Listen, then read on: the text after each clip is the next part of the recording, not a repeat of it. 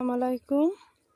এই যে আমি ঘেরে চলে এসেছি। এখন কিন্তু পড়ন্ত একটা বিকাল, মানে সূর্যটা আর কিছুক্ষণের ভিতর ডুবে যাবে।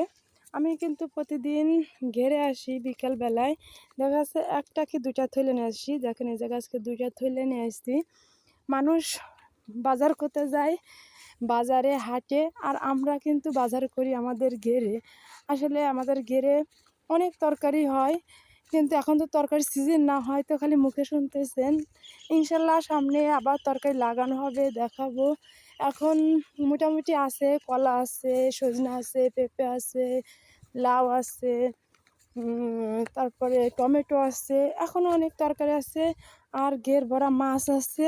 ইনশাল্লাহ আমাদের মানে তরকারি মাছ কিনে খাওয়া লাগে না।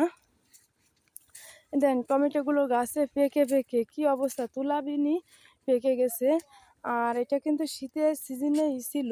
শীতের সিজনে পালং শাক, সে পালং শাক গাছগুলো বড় হয়ে গাছে ফুল হয়ে গেছে, এখন মারা যাচ্ছে। একটা ফুলকপি আছে, ফুলকপিটা নষ্ট হয়ে গেছে, আসলে পা দেওয়া ঠিক হলো না।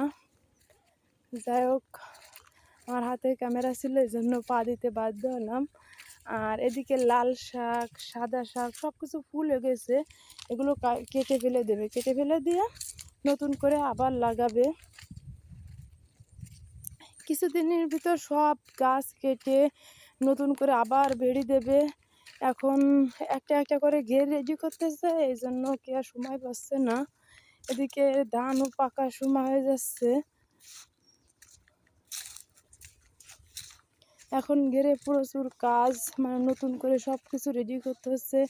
এক একটা ঘেরের পিছনে কিন্তু অনেক সময় যায়। দেখা যাচ্ছে আমাদের ঘেরগুলা মোটামুটি বড়, অনেক বড় না, তা মনে করেন 3 বিঘা, 2 বিঘা, 4 বিঘা এরকম নিয়ে একটা একটা ঘের। এর একটা ঘের 2-3 জন লোক রেডি করতে গেলে তো অনেক সময় লাগে। আসলে তারা তো আর রোবট না বা মেশিন না, তারা নিজে হাতে কাজ করে। আর হাতের কাজ করতে তোমার দেখা যাচ্ছে